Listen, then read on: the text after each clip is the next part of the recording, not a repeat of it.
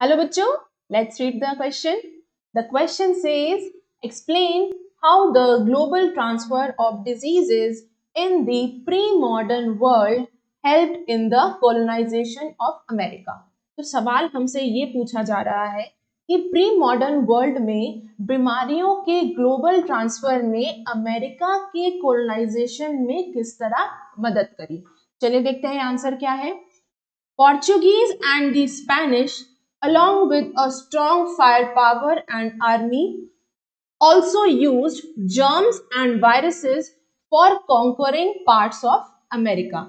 तो पोर्चुगीज और स्पेनिश ने फायर पावर और आर्मी के साथ साथ जर्म्स और वायरसेस का भी इस्तेमाल किया था अमेरिका के कुछ हिस्सों को कब्जा करने के लिए, उनको कॉन्कर करने के लिए। जिस लड़ाई में जर्म्स और वायरस का इस्तेमाल किया जाता है उसे बायोलॉजिकल वॉरफेयर कहते हैं।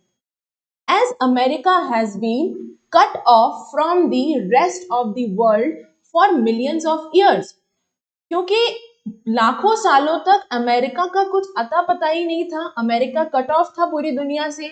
वो तो क्रिस्टोफर कोलंबस की वजह से अमेरिका की खोज हुई थी।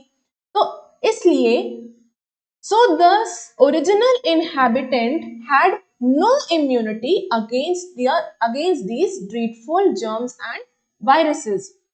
इसलिए अमेरिका के लोगों के अंदर इस जर्म्स और वायरसेस के खिलाफ लड़ने के लिए बॉडी में उनकी इम्यूनिटी थी ही नहीं।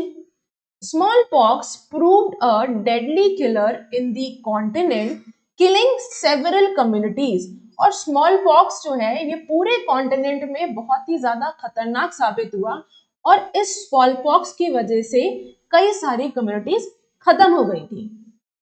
And paving the way for the conquest, अब वहां लोग ही नहीं बचे थे तो कब्जा करना, कॉन्क्वेस्ट करना ज्यादा आसान हो गया था पोर्चुगीज और स्पेनिश के लिए।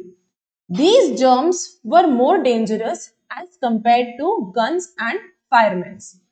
गन्स और फायरमैन्स के कंपैरिजन में, उनकी तुलना में ये ज्यादा ये जर्म्स जो थे ये ज्यादा मुश्किल थे, बहुत ज्यादा खतरनाक थे। क्यों? Because guns and firemans could be managed but these germs were not manageable.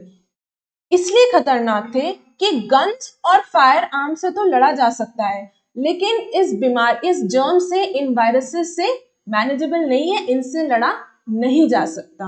I hope you understood the question as well as the answer. Best of luck.